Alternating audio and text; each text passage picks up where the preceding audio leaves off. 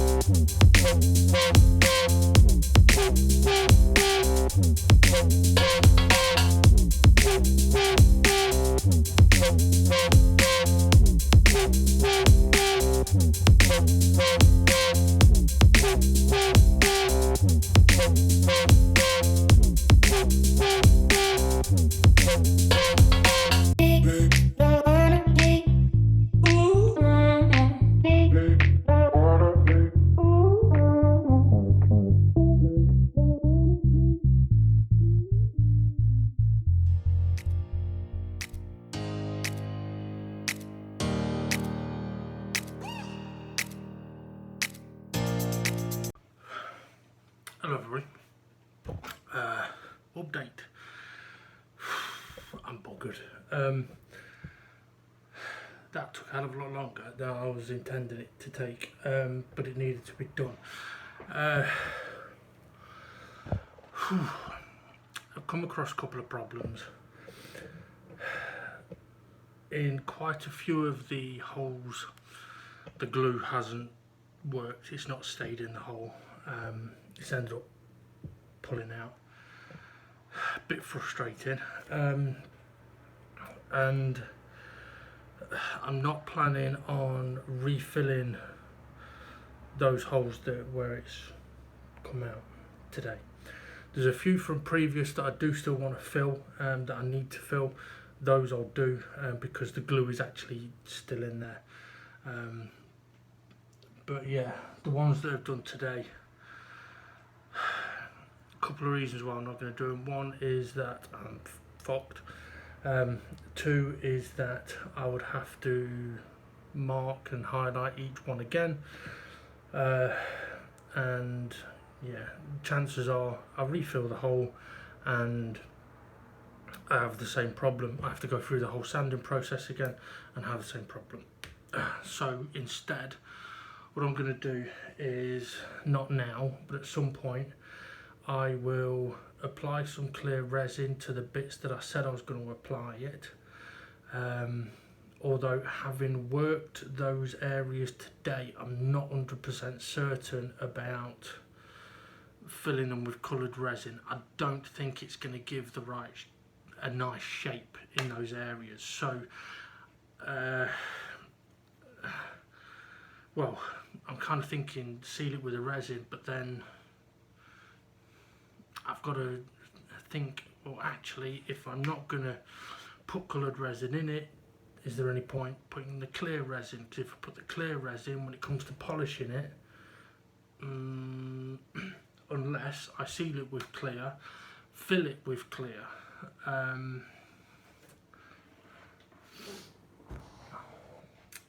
that could be doable. I'll have to have a think about that, because if it's clear, it won't really make much of a difference. But we'll see. What else was I going to say? I can't remember. I'm absolutely exhausted now. My hands are killing. Yeah, so I managed to pretty much sand down all of the divoted areas, and that's why it took so long. That's what I was doing today, focusing on areas that are lower than table level, because with a flat sander, obviously I wouldn't get those, and I wasn't going to use a power sander in here. I used the Dremel on a few bits, that worked quite nicely in the bigger areas, but I didn't use it everywhere, because the first couple of times I used it I ended up leaving marks that I didn't want to leave. So yeah, rather than giving myself more work, I figured I'll just stick to the bits that I need to do with it rather than more bits. So yeah, so that took a while. Once I'd managed to be happy with each of the indentations, of which there are many, I then did do a flat sand with the yellow sandpaper, vacked it off, and then went to a 320 grit sandpaper. Thinking about it, I could have done a wet sand on it, because it is a wet sanding sheet, or you can use water with it, but I didn't think about that. So I did a flat sand with that. My eyes are all over the place. And then took the sheet off and hand sanded into all of the indentations to get them, but I also went over the whole table again. Now I could have gone to a much finer grit, but given that I was using 120 and it left the table quite coarse, I figured if I go 320, it will clean it up a bit nicely, but also leave the table a little bit coarse so that it'll accept whatever I apply to it nicely. Because I think if you do it too smooth initially, it might not sit, or might not soak in right. I don't know. It's just a thought. Also, if I'd have gone to too fine a grit, try and give an example. I'll use this. Okay, so let's say this was the tabletop, right, and it's bristly because I've used, or there's gaps in it because I've used 120 grit, so it's grooved in areas of the wood. If I go using too fine a sanding sheet, it will literally just skim across the top of the peaks, and it won't actually level it off. Whereas if you use a not so fine, like a 320, use that, then that actually has more chance of filing down those, or sanding down those peaks, to a much more level scenario. That's why you should go through the grades of sanding rather than just going like 120 to 1500. It won't work, and obviously that's something that we've learned with the resin as well. And talking about the resin as also, I must admit, I'm thinking that, okay, I've got an orbital sander. It was a cheapish one, it was on offer. It was 35 quid. I mean, okay, it's a JCB, I think. And it's okay for sanding wood, but it does seem to leave a lot of swirl marks. Now, ideally for resin or polishing, you want a random orbital sander. So basically where my sander spins, it spins in one direction and that's it. With a random orbital sander, it still spins, but the whole thing moves around randomly, hence random.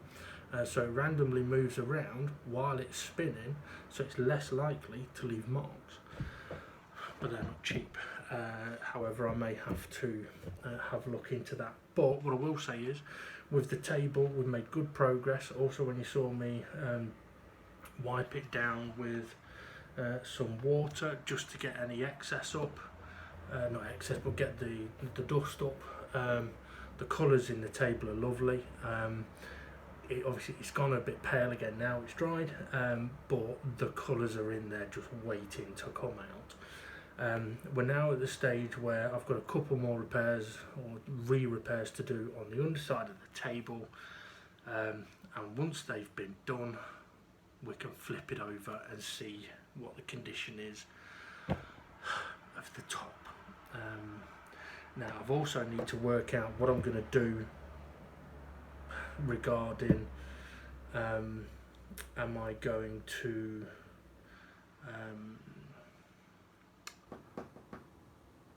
varnish the underside of the table first or the top of the table. I'm thinking the underside, and taping it off. That's my thought process, at least that way as well. I can start using a varnish, and if I don't like it, I have the opportunity of changing it without affecting the top of the table. Right, anyway, I've got stuff to do on the computer now, and I need to cool down and get a drink and have something to eat. So, have a good night, everybody, and we'll see you for the next Dave Gets Word. Also, check out Dynamic GT League on YouTube. It's interesting. See you in a bit.